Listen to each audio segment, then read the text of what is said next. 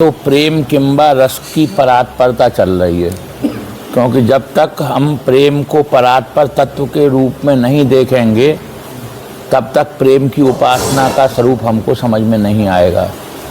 यदि हमारे मन में यही भाव बना रहेगा कि हरिवंश जी महाराज ने जैसे अन्य भगवान की उपासनाएं उसी प्रकार किसी भगवान की उपासना की है, तो हरिवंश जी की उपासना का स्वरूप समझ में नहीं आएगा। भगवत तत्व तो एक है ही भगवत तत्व, किंतु इसके आगे महाप्रभु ने बताया कि भगवान जिसके अधीन बने रहते हैं, भगवान जिसके बस में बने रहते हैं, वो प्रेम ही मेरा परमोपास्य तत्व है। प्रेम ही नित्य विहार में कीड़ा कर रहा है, दो रूपों में अभिव्यक्त होकर के। भगवान नहीं कर रहे हैं, प्रेम कर रहा है वो कीड़ा। प्रेमी प्रिया बना हुआ है, प्रेमी प्रीतम बना हुआ है, प्रेमी सहचरी बना हुआ है, प्रेमी वृंदावन बना हुआ है। अब उस प्रेम को चाहे रस कहो आप, चाहे हित कहो, तीन नाम है, प्रेम, रस और हित। सेवक जी ने उसी को श्री हरिवंश नाम से प्रकीर्तित किया है। श्री हरिवंश प्रेम रस रूपम, और श्री हरिवंश जो तत्व अभेदम, वो एक तत्व हित ही है जो नित्य विहार में वही नित्य वर्केली कर रहा है, उसी का विहार है वहाँ। अद्भुत विहार हरिवंश हित। बार बार सेवक जी महाराज कहते हैं कि श्री हरिवंश करत नित्य केली, श्री हरिवंश ही केली कर रहा है। श्री हरिवंश केली कर रहा है का मतलब क्या हुआ? व्यास का बेटा केली नहीं कर रहा है। हरिवंश जी महाराज का जो निज स्वरूप है, जो हित स्वरूप है, जिसके लिए स्वयं हित जी महाराज भी उसकी जय जयकार करते हैं, अपने निज स्वरूप की प्रत्येक पदों में जय जयकार करते हैं। जय श्री हित, उस हित की जय हो, उस श्री हित की जय हो। कोई साधारण व्यक्ति भी अपने नाम के आगे श्री का प्रयोग नहीं करेगा, अपने नाम के आगे जय का प्रयोग नहीं करेगा। और ये तो इतने बड़े आचार्य होते हुए भी, सब कुछ जानकार होते हुए कौन की जय जयकार कर रहे हैं? उस हित की जय जयकार कर रहे हैं, अपने नाम की जय जयकार नहीं कर रहे हैं। इसीलिए बहुत ध्यान से देखने की ज़रूरत है पूरी चतुरासी जी में। जहाँ पर महाप्रभु का हरिवंश के साथ हित शब्द का संयोग हुआ है, वहीं पर महाप्रभु ने जय श्री शब्द का प्रयोग किया है। और जहाँ केवल हरिवंश नाम का प्रयोग हुआ है, वहाँ जय श्री शब्द नहीं लगाया। अब देख जाना पूरी स्फुटवाणी में और पूरी चतुरासी जी में।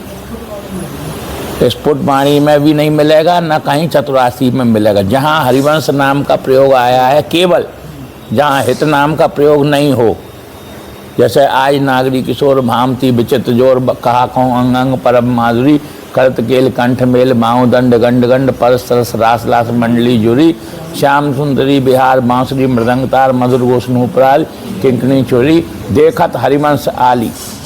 जैसी शब्द का तो प्रयोग नहीं है। देखत हरिवंश आली, नृतनी सुभंग चाली, बार फेर देर प्राण देर सो दूरी। इस प्रकार से आप पूरी चतुरासी में देख जाना, जहाँ केवल हरिवंश नाम का प्रयोग हुआ है, वहाँ उन्होंने श्री और जय का प्रयोग नहीं किया है। और जहाँ हरिवंश नाम के साथ हित जुड़ा हुआ है, वहाँ क्या किया कहा है? उस हित की जय हो। प्रश्न था, हरिवंश के साथ हित जुड़ गया है तो मतलब अलग हो जाएगा, और हरिवंश खाली अलग रहे केवल अलग नहीं हो जाएगा, उनका निज स्वरूप भी उसके संग संयुक्त हो गया।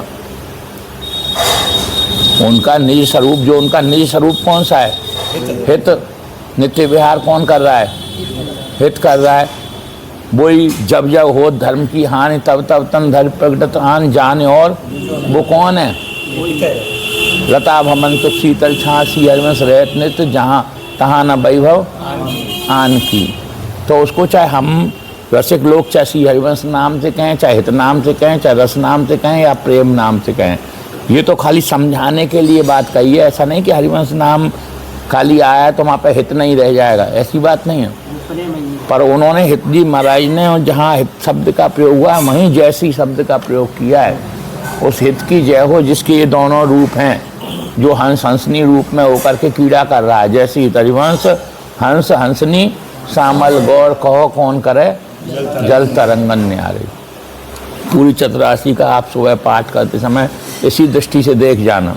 मैंने कहीं गलत बात तो नहीं कही है। अगर गलत बात कही होगी तो मैं कान पकड़ के माफ़ी मांग लूँगा भैया, कल तो उसी हित की परात्परता का व्याख्यान कर रहे हैं। उसमें पहला शीर्षक उन्होंने बताया निर्गुण सगुण ब्रह्म से पृथक।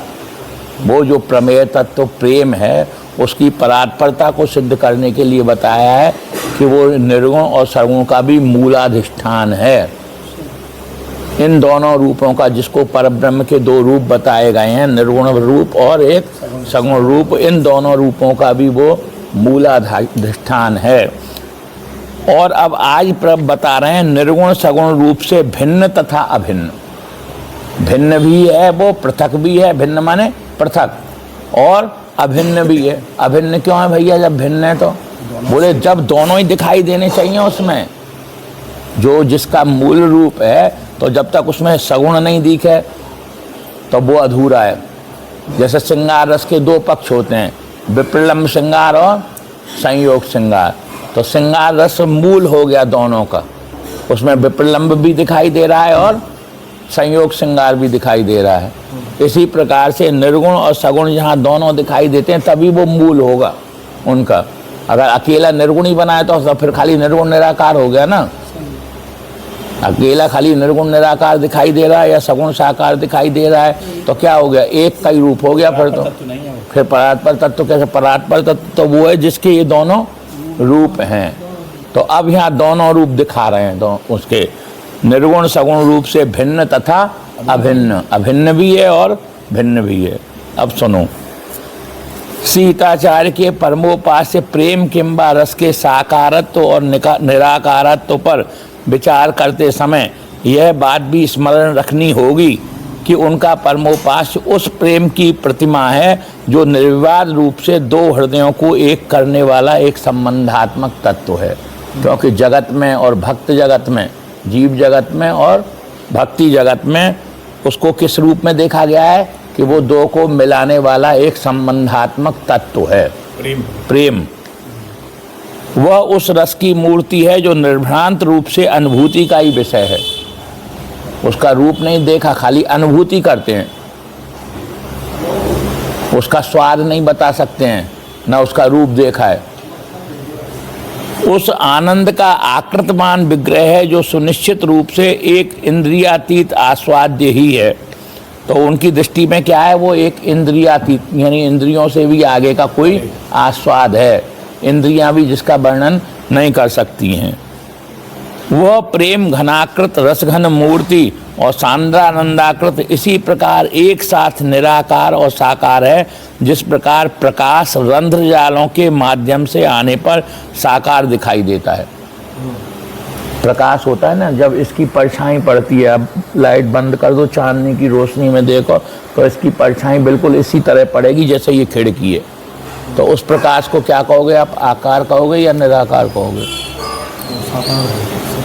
है? साकार रूप में दिखाई दे रहा है, आकार रूप में दिखाई दे रहा है पर आकार नहीं है, यही तो कहोगे। जिस प्रकार जल किसी आकार विशेष में सांद्र किए जाने पर आकृतवान दिखाई देता है। जल को आपने सांद्र बना दिया, बर्फ बना दी उसकी, तो वो बर्फ का आकार होता है क्या कोई? जैसे थोड़ी वैसा ही आकार रख लेगा, वो दिखाई देगा उसका। किंतु थोड़ी देर रख दो उसको आप, पानी हो जाएगा वो। जिस प्रकार जल किसी विशेष आकार विशेष में सांद्र किए जाने पर आकृतवान दिखाई देता है, जबकि परम सत्य यही है कि वह साकार दिखाई देने पर भी किसी आकार विशेष में सीमित नहीं होता। प्रकाश जैसे आकार विशेष में सीमित नहीं होता, जल आकार विशेष में सीमित नहीं होता। वह जिस क्षण जिस समय साकार दिखाई देता है उसी समय वह निराकार भी रहता है। जिस समय वह निराकार रहता है उसी क्षण वह साकार भी रहता है। रस भक्ति धारा की अनेक रसिक वाणियों में इस तथ्य के प्रचुर प्रमाण प्राप्त होते हैं। किस चीज़ के? कि इसी प्रकार प्रेम है, वो जिस क्षण साकार रूप में दिखाई दे रहा है उसी समय निराकार है, और जिस समय निराकार रूप में दिखाई दे रहा है उसी क्षण साकार भी है। ध्रुवदास जी महाराज कह रहे हैं कि नहीं, सब अंगन को देत सुख ये कौतिक बिनु अंग। अरे भैया, बिना अंग का कौतिक सब अंगों का सुख कैसे दे रहा है? बिनु अंग तो निर्गुण निराकार होता है। नायक तहाँ न नायिका रस करवावत, बोले नायक नायिका ही नहीं है माँ, रस ही कीड़ा कर रहा है। दिखाई तो दे रहे हैं नायक ता कुंज बिहारी, और फिर कह रहे वही ध्रुवदास जी कह रहे हैं नायक ता न नायिका रस करवावत खेल। तो कहने का मतलब क्या हुआ कि जिस क्षण वो साकार दिखाई दे रहा है उसी क्षण निराकार है, और जिस क्षण निराकार दिखाई दे रहा है उसी क्षण साकार है। जो निर्विवाद रूप से स्निग्धता, सरसता, नूतनता, चाह, चटपटी प्रवृत्ति नामों से संबोध्य अतन है, जो निर्विवाद रूप से यानी किसी का विवाद नहीं है। प्रेम का क्या रूप बताया गया है? स्निग्धता है, उसमें सरसता है, नूतनता है, चाह है। अभी अपने आप देख लेना, अब मैं विस्तार नहीं कर रहा हूँ इसका। जहाँ प्रेम है वहीं तो चाह है, जहाँ प्रेम है वहीं तो चटपटी है, जहाँ प्रेम है वहीं तो सरसता है, जहाँ प्रेम है वहीं तो नूतनता है, इसलिए नवलता है, वहीं नवलता है। प्रेम नहीं है तो नवलता भी नहीं है। एक महाराज जी एक प्रसंग सुनाते थे कि एक कोई व्यक्ति बहुत देर से 1 घंटे में बाजार में खड़ा हुआ था, एक पत्थर की जाली को देख रहा था और टूटी हुई थी वो पत्थर की जाली। वो विचार कर रहा था ये किस प्रकार की नक्काशी के साथ ये पत्थर की जाली बनाई है, बहुत बढ़िया, बड़ी सूक्ष्मता से उसका विचार कर रहा था। लोग आ रहे थे, कह रहे थे अरे क्या पागल है, कहाँ ऊपर की ओर देख रहा है उस पत्थर की जाली को। एक ने पूछ ही लिया उसे, अरे भैया क्या देख रहे हो तुम इस टूटी जाली को? बोले तुम्हें टूटी दिखाई दे रही है ये, मुझे इसकी जो सूक्ष्मता है वो तुम नहीं समझोगे। कहने का मतलब उसने उस नक्काशी में प्रेम लगाया तो प्रेम को उसमें, उस प्रेम के कारण उसकी उसमें सुंदरता दिखाई दे रही है, उसमें नक्काशीपन दिखाई दे रहा है, और वो 1 घंटे से उसी को निहार रहा है। तो सिद्धांत बनाया गया कि सुंदरता कहीं नहीं है, सुंदरता जहाँ प्रेम है वहीं सुंदरता है, सुंदर कोई वस्तु नहीं है।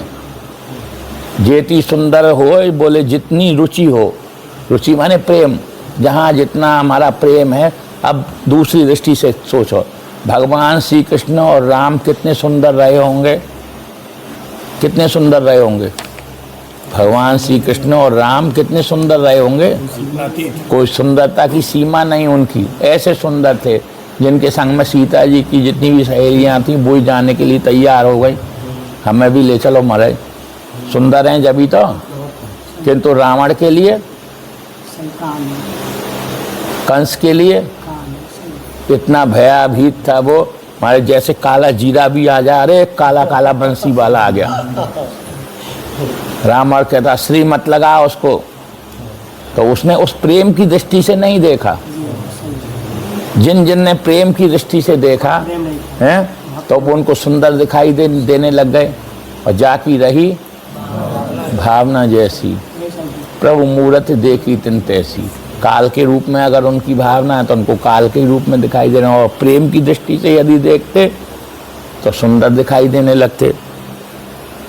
तो जो निर्विवाद रूप से स्निग्धता, सरसता, नूतनता, चाह, चटपटी प्रवृत्ति नामों से संबोध्य अतन है, वही प्रेम किंबा रस पल पल में नव नव रूप में अभिव्यक्त होकर अनेक प्रकार के रसानंद की सृष्टि किया करता है।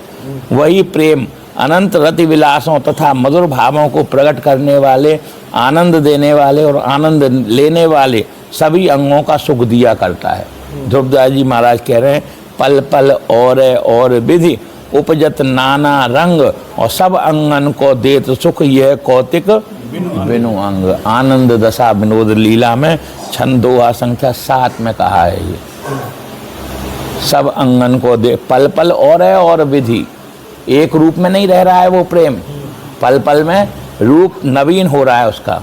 उपजत नाना रंग, नाना प्रकार के नवीन नवीन रंगों की, रस के रंग, रसानंद रंग माने रस का आनंद, रसानंद की वृद्धि कर रहा है नए नए रूपों में, और संपूर्ण अंगों का सुख दे रहा है। किंतु यह कौतिक बिनु अंग, एक साथ निराकार बना हुआ है, एक साथ साकार बना हुआ है। जो अभी कहा था, निर्गुण सगुण रूप से भिन्न और निर्गुण सगुण से अभिन्न। वही प्रेम किंबा रस प्रिया प्रीतम सहचरी और वृंदावन के रूप में साकार होकर रस की अनंत केली किया करता है। वही प्रेम जो निराकार दिखाई दे रहा है, बिना अंग वाला दिखाई दे रहा है, वो क्या बना हुआ है? बोले प्रेममयी दो लाल, प्रेममयी सहचर यहाँ, और सेवत हैं सब काल, प्रेममयी वृंदा विपिन। वही प्रेम क्या बना हुआ है? दोनों लाल बना हुआ है, वही सहचरी बना हुआ है, और वही वृंदावन बना हुआ है। इस प्रकार ध्रुवदास जी ने अपने परमोपास तत्व प्रेम को एक साथ निर्गुण निराकार और सगुण साकार रूप में कीड़ा परायण प्रकृतित किया है।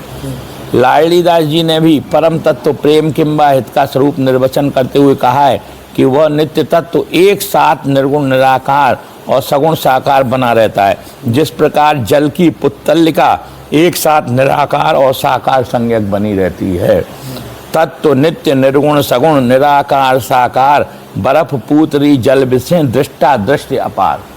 सुधर्म बोधनी में निर्गुण ब्रह्मानंद वादी तथा सगुण साकार वादियों को लड़ते झगड़ते देखकर चाचा वृंदावन दास जी का रस संप्लुत हृदय स्नेह और करुणा से आर्द्र हो उठा और इन शब्दों में मुखरित हो उठा कि तुम लोग निर्गुण और सगुण रूप को लेकर व्यर्थ में क्यों झगड़ रहे हो? यदि तुम्हें असंशय होना है तो इन दोनों की मूल वस्तु प्रेम किंबा रस के रमणीय रूप को देखो, जो कि एक साथ निर्गुण निराकार तथा सगुण साकार से भी एक साथ निर्गुण निराकार तथा सगुण साकार भी है। उनके समय में जो निर्गुण निराकार वाले थे वो क्या करते थे? सगुण साकार की आलोचना करते थे। और जो सगुण साकार के भक्त थे जैसे सूरदास जी हैं, नंददास जी हैं, ये क्या कर रहे थे? निर्गुण निराकार की आलोचना कर रहे थे।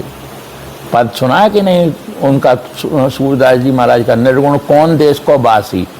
जब गोपियों उद्धव जी को भेजते हैं ठाकुर जी कि जाओ तुम ब्रज में उनको गोपियों को समझाया, तो गोपियाँ उनको बिल्कुल निरुत्तर कर देती हैं। वो निर्गुण निराकार की स्थापना करते हैं और गोपियाँ उसकी निर्गुण निराकार की धज्जियाँ उड़ा देती हैं पूरी। तो कहने का मतलब क्या हुआ? सगुण साकार वाले जो भक्त क्या कर रहे थे? निर्गुण निराकार का विरोध कर रहे थे, और निर्गुण निराकार वाले सगुण साकार का विरोध कर रहे थे। तो चाचा जी ने कहा, भैया तुम क्यों आपस में झगड़ा कर रहे हो? दोनों की मूल वस्तु को पकड़ लो। ब्रज बस सब मिट जाए परेख हो, तुम ब्रज में आ जाओ और माँ वृंदावन में रसकों की शरण पकड़ लो, तब तुम्हें इसके मूल स्वरूप का ज्ञान होगा। ब्रज बस सब मिट जाए परेखो, और निर्गुण सरगुण को कत झगड़त, मूल वस्तु दो उनकी देखो।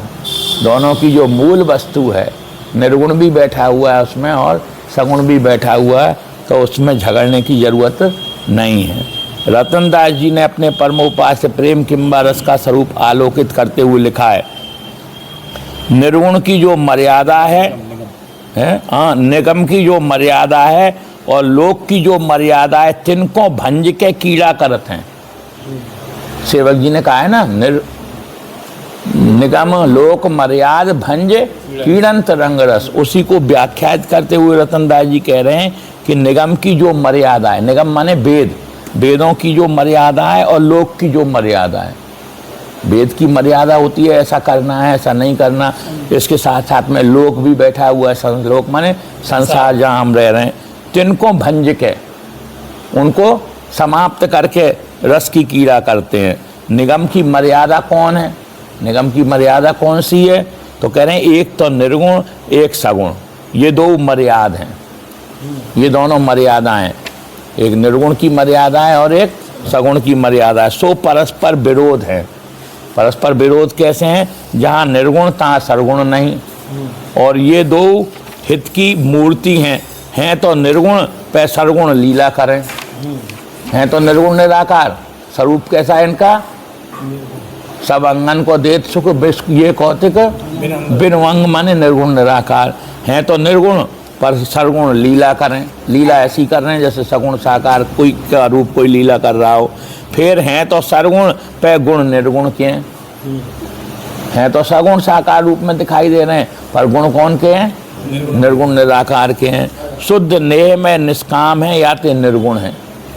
देखो इनके एक ही स्वरूप में निर्गुण और सरगुण दो दर्श हैं, इसीलिए इनके एक ही स्वरूप में, प्रियालाल के एक ही स्वरूप में निर्गुण भी दिखाई दे रहा है और सगुण भी दिखाई दे रहा है। सो यह विलक्षणता है।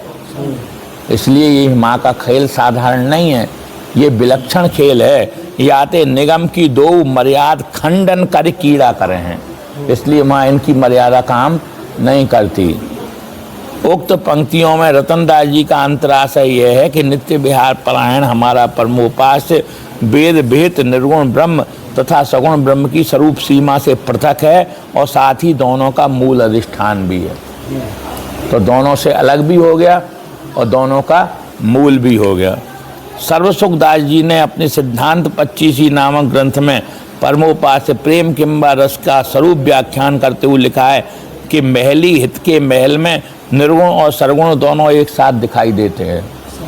वे महली हित स्वरूप प्रिया प्रीतम न तो निर्गुण जैसे दिखाई देते हैं अर्थात सगुण रूप में नित्य प्रत्यक्ष रहते हैं और न उनमें सगुण के कोई गुण लक्षण और धर्म दिखाई देते।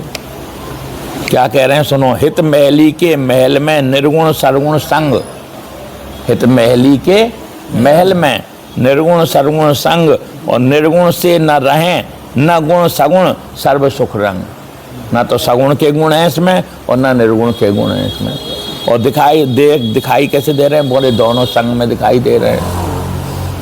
इसी भावना को उन्होंने अपनी दोहावली नामक रचना में इस प्रकार लिखा है।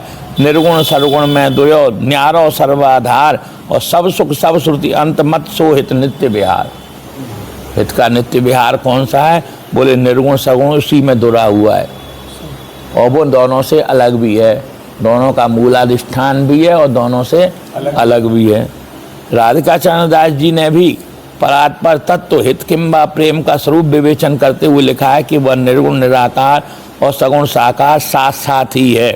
साथ साथ किस प्रकार से है यह स्पष्ट करते हुए लिखा है कि जो प्रेम किंबा हित चाह चटपटी उज्ज्वलता स्निग्धता स्वच्छंदता आधीनता नूतनता कोमलता मधुरता मादकता आदि निराकार रूपों में प्रेमी प्रेम पात्र के हृदय में निवास करता है, वही प्रेम किंबा रस सांद्र होकर श्यामा श्याम सहचरी और वृंदावन धाम के रूप में नित्य अव्यक्त रहता है। अब इनका कोई रूप बता सकता है? उज्ज्वलता का रूप क्या है, नवलता का रूप कैसा है, मादकता का रूप कैसा है, आधीनता का रूप कैसा है। किंतु जहाँ प्रेम है वहाँ दिखाई देगा ये, वो उसको आधीन बना रहा है, बांध रहा है दोनों को। एक डोरी प्रेम की ध्रुव बांध कौन बांधता है, निराकार बांधता है या साकार बांधता है? अरे साकार बांधता है या निराकार बांधता है? साकार होगा जब ही तो बांधेगा, और जो साकार नहीं है तो फिर बांध कैसे रहा है? बांधने वाला कौन है? वो प्रेमी है। एक डोरी प्रेम की ध्रुव है, वो निराकार है और निराकार होते हुए बांध रहा है तो साकार हो गया वो। मादकता का कोई रूप दिखाई दे रहा है, स्वच्छंदता का कोई रूप दिखाई दे रहा है, आधीनता का कोई रूप दिखाई दे रहा है, तो ये सब निराकार के लक्षण हो रहे हैं, प्रेम के लक्षण है। प्रेम के लक्षण है। तो ये सारे निराकार में चाह का कोई रूप है। कोई पूछे चाह कैसी है, भैया दिखाओ कैसी होगी चाह, चटपटी कैसी होगी? सब निराकार हैं ये। चाह चटपटी उज्ज्वलता स्निग्धता स्वच्छंदता आधीनता नूतनता कोमलता मधुरता मादकता, ये सारी की सारी जितने भी उसके गुण हैं वो सब कैसे हैं? निराकार हैं। और प्रेमी प्रेम पात्र के निराकार रूपों में कहाँ पे निवास करता है वो? पर प्रेमी प्रेम पात्र के हृदय में। वही प्रेम किंबा रस सांद्र होकर श्यामा श्याम सहचरी और वृंदावन धाम के रूप में नित्य अभिव्यक्त रहता है। जो निराकार है, जो निराकार है वही किसके रूप में प्रकट होकर नित्य विहार में कीड़ा कर रहा है? श्यामा श्याम के रूप में। तो वो निराकार भी हो गया और साथ हो गया कि प्रेम तो केवल प्रेम की जो अभिव्यक्ति नित्य विहार में ही है, उसके अलावा कहीं नहीं। यही तो लिखा है 3 लोक 14 भवन प्रेम कहूँ ध्रुव है। इसीलिए तो लिखा है कि प्रेम का जो निज रूप है वो नित्य विहार में ही है, बाकी तीनों लोकों में है प्रेम का जो प्रकट रूप है। और जो नित्य रूप है, अखंड रहने वाला जो स्वरूप है, नित्य रहने वाला जो स्वरूप है, पूर्ण रहने वाला जो स्वरूप है, बार बार इसीलिए कहा है अमंद प्रेम, बार बार कहा है पूर्ण प्रेम। क्यों लगाया? पूर्णानुराग तड़िल्लता भाम, इसीलिए लिखा है। अपूर्ण रूप तो सर्वत्र दिखाई दे रहा है, अच्छा, हाँ, छटपटी सब तो यहाँ भी है ना, यहाँ पे भी दिखाई दे रही हैं, पर कितने दिन के लिए दिखाई दे रही हैं? क्षण के लिए। कुछ क्षण के लिए। एक दिन तो इतनी चाह है, पूछ रहे हैं तुम देखी सीता मृग नैनी, हे खग मृग हे मधुकर श्रेणी, तुम देखी सीता मृग नैनी। और एक दिन फिर कह दिया कि उनको निकाले आओ, तो कहाँ कौन सी चाह रह गई फिर? एक दिन तो इतना प्रेम है कि ठाकुर जी उनकी गोपियों के यहाँ चोरी करने पहुंच रहे हैं, उनके जैसे जैसे ब्रज बनता कहें सोई सोई लेते हैं मान। और एक दिन फिर सबको रथ के नीचे चले गए। अक्रूर को गोपियां क्रूर कह रही हैं, इसीलिए बहुत क्रूर है तू, अक्रूर तेरा नाम बेकार में रख दिया। अक्रूर जी आए थे ना रथ में लेने के लिए उनको, तो उन अक्रूर को क्या बता रही हैं गोपियां? क्रूर बता रही हैं। इसीलिए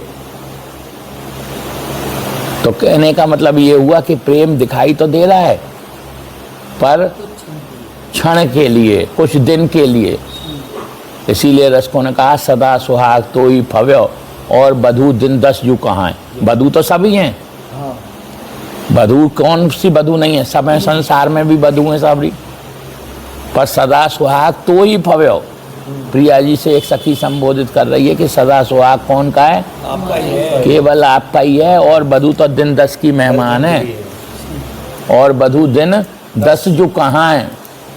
इसलिए रसिकों की वाणी का अध्ययन करना बहुत नितांत आवश्यक है।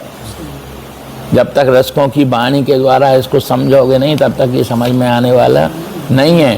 प्रेम का स्वरूप अपने जैसे समझ रहे हो तुम, वैसे ही समझते रहोगे।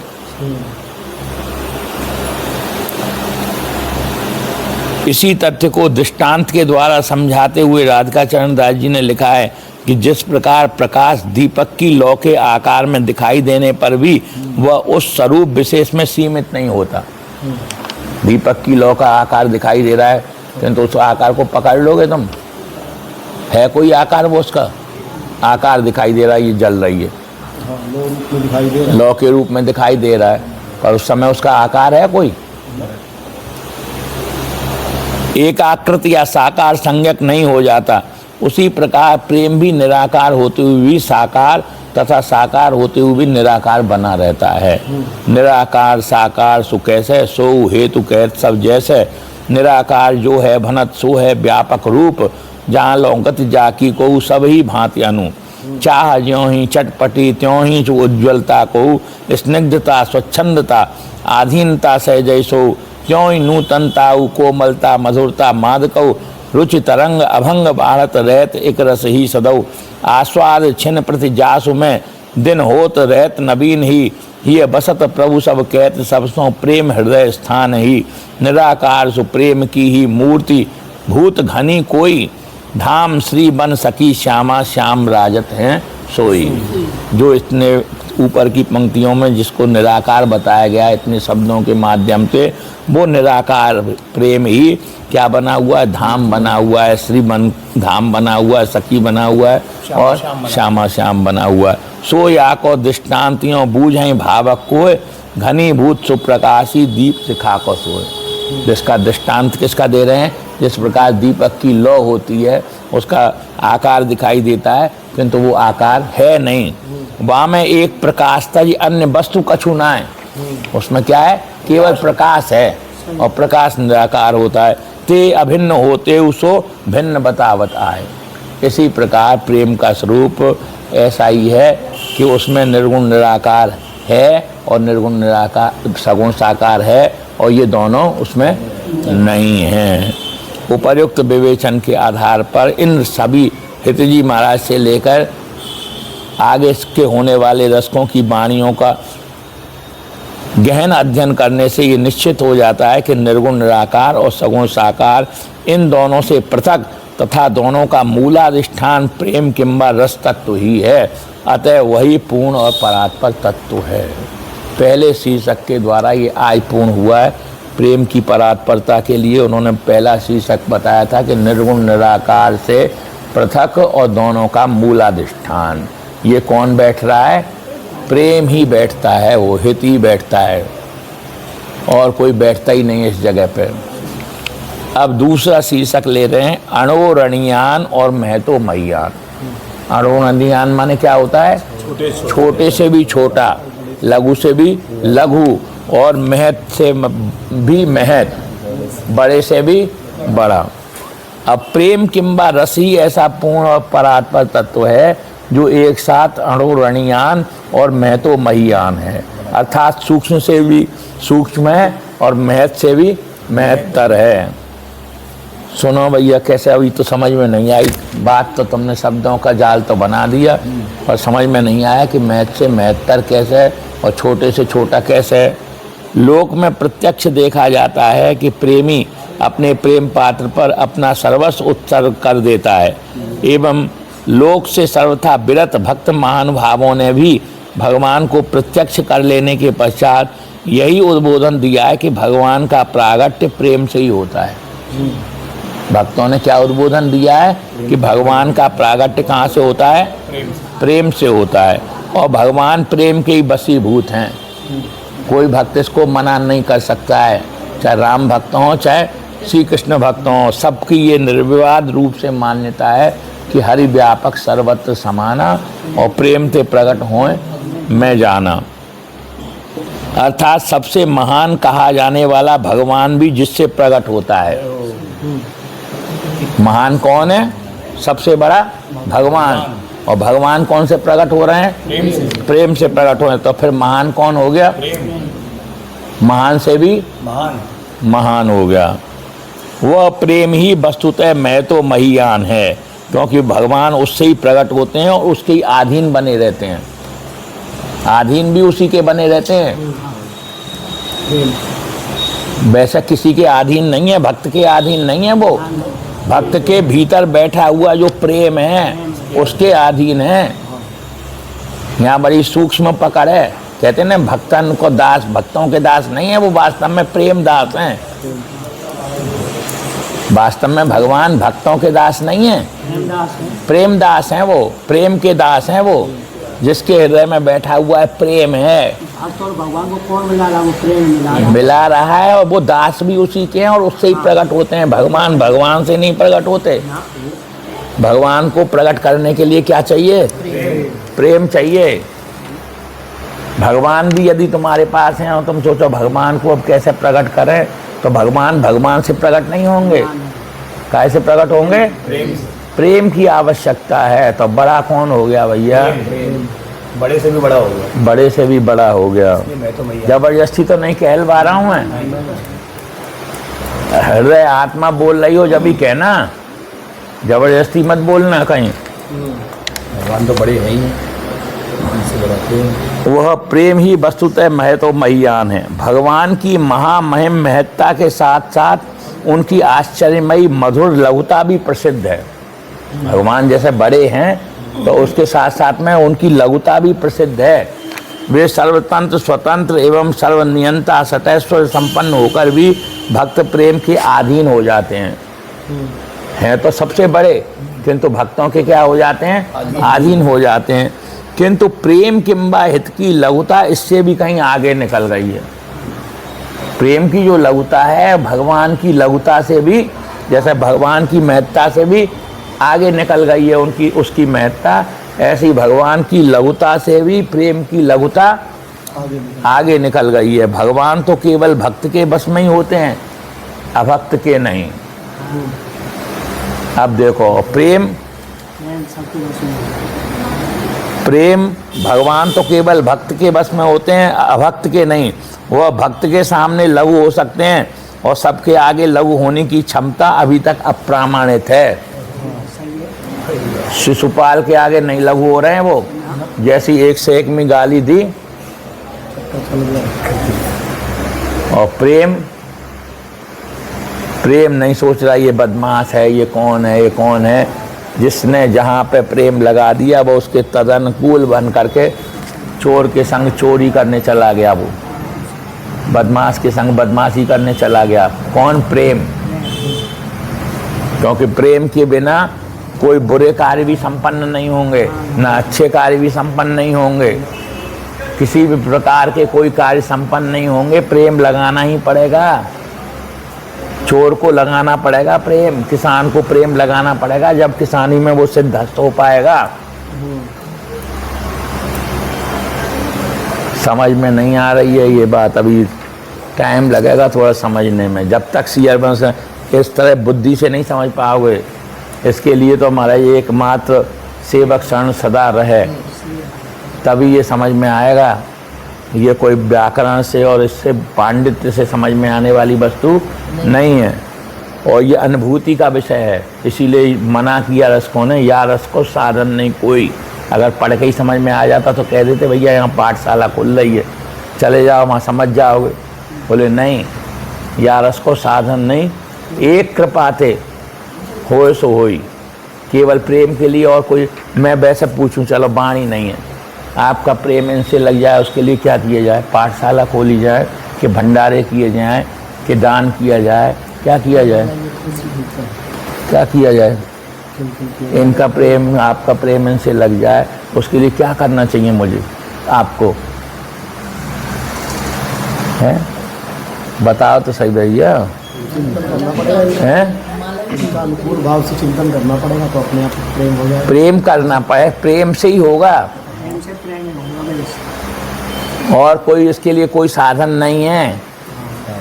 ना कोई पढ़ना इसके लिए साधन है, ना कोई व्याकरण इसके लिए साधन है, ना कोई दान इसके लिए साधन है, ना कोई यज्ञ इसके लिए साधन है, ना कोई जमुना जल में जाके इतनी बड़ी तपस्या कर लो, रात भर खड़े हो जाओ, वो भी कोई साधन नहीं है। इसलिए कहना सब चीज़ और कुछ और सब के लिए साधन है, पर प्रेम ही एक ऐसा है जिसके लिए कोई साधन की जरूरत नहीं है। या को अब पीछे पूछना फिर, या रस को साधन नहीं कोई, एक कृपाते होए सो होई। अब कहो कृपा उपजय के भांति। अब तो फिर तुमने कह दिया साधन नहीं है, तो हम हाथ पे हाथ रख के बैठ जाएं? बोले नहीं, या रस को साधन नहीं कोई, एक कृपाते होए सो होई। फिर कहो कृपा उपजय के भांति, तो बोले रसकन संग। खाली 1 घंटा सत्संग कर लिया ये बात नहीं है। रसकन संग फिर हैं, रसिक क्यों नहीं है?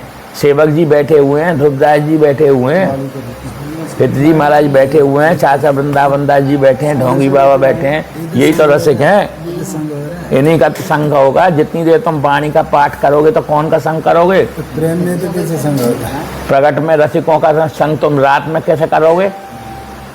उनका संग कर सकते हो तुम रात में भी, पूरी रात बैठे रहो, सेवक वाणी का पाठ करो, सेवक वाणी का चिंतन करो, सेवक वाणी का मनन करो, क्या कह रहे हैं सेवक जी, फिर उसका आचरण करो, तो उनका संग हो गया सेवक जी का। तुम सोचो 1 घंटा यहाँ पर कोई का सत्संग सुनने में, और ये हमारे समझ में आ गया, पूरे दिन हम डाका डालते रहें तो नहीं। तो रसकन संग फिरो दिन राती।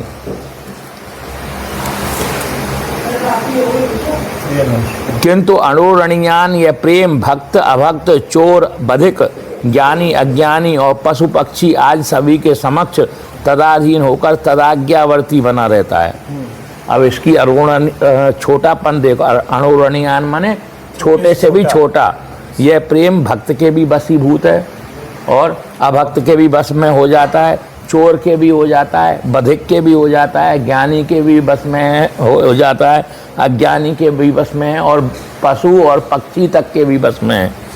आज सभी के समक्ष तदाधीन होकर उसके अधीन बन जाता है, अपने को अधीन बना लेता है उसके, पशु के भी पक्षी के भी। दोनों बात तो लग रही है, आदमी बना लेता है, मतलब बन जाता है कि उसको बना लेता है, उसको भी बना लेता है और आप भी हो जाता है, तभी तो दोनों बात बनेंगी। जहाँ प्रेम लगा जो मैं लग जाता है वो दोनों बात का तभी बनेगी, खुद आधीन भी बन जाता है। अधीन है तभी ऐसे काम कर बैठते हैं जो विरोधाभासी काम है, लौकिक काम नहीं है, मर्यादित काम तभी हम कर बैठते हैं क्योंकि हम प्रेम के अधीन है। और क्या, तदाज्ञावर्ती बना रहता है। प्रेम किंबा हित इतना लघु है कि उसे जो भी चाहे जहाँ लगा सकता है। तभी तो महाप्रभु ने उसका उत्कर्ष गान करते हुए लिखा, प्रीति न काहू की कान विचार है। वो किसी की मान मर्यादा का विचार नहीं करती। किस तरह से, जैसे सामन की नदी आती है तो वो ये नहीं देखती कि कौन सुंदर व्यक्ति है उसको नहीं डुबोऊं, किनारा कौन सा अच्छा है, घाट उस कौन सा अच्छा है, सबको तोड़ती हुई आगे बढ़ती जाती है। जो सरिता सामन जल उमगत सन्मुख सिंधु सिधार है। उचित स्थान और अनुचित स्थान पर लगकर भी यह प्रेम बिना किसी ननुनच के उस जीव को आनंद ही प्रदान करता है। जब वो उचित दोनों प्रकार के मार्ग हैं, दोनों जगह वो क्या करता है, आनंद प्रदान करता है। महाप्रभु कहते हैं ना, मार्ग और अपमार्ग। सुमार्ग हो उसको, उनको भी वशीभूत करता है, उनके भी वशीभूत होता है, और जो कुमार्ग हैं उनके भी वशीभूत हो जाता है, उनको वशीभूत कर लेता है। अतएव ये प्रेम ही अणुरणीयान है। यद्यपि भगवान कर्तुम अकर्तुम अन्यथा कर्तुम सर्वसमर्थ हैं। यद्यपि भगवान का स्वरूप कैसा है, कर्तुम अकर्तुम अन्यथा कर्तुम सर्वसमर्थ, अर्थात वह सब कुछ कर सकते हैं, किंतु वह भगवान किसी के द्वारा किए नहीं जा सकते। कर तो सकते हैं, किंतु भगवान किसके द्वारा किए जाएंगे, प्रेम के द्वारा। प्रेम के द्वारा किए नहीं जा सकते का मतलब उनका प्रागट्य किसी और के द्वारा नहीं हो सकता है। किए जा सकते का मतलब ये है कि उनका प्रागट्य उनको अनुभूति करने के लिए काय की जरूरत है, प्रेम की जरूरत है। अर्थात वह सब कुछ कर सकते हैं, किंतु भगवान किसी के द्वारा किए नहीं जा सकते। और प्रेम तो सब कुछ करने में समर्थ भी है और साथ ही सबके द्वारा किया भी जाता है। सब कुछ करने में भी समर्थ है और सबके द्वारा किया भी जा सकता है। अतः यह प्रेम किंबा रस सब प्रकार से पूर्ण है, वही वस्तुतः अणुरणीयान है और वही तो महियान है।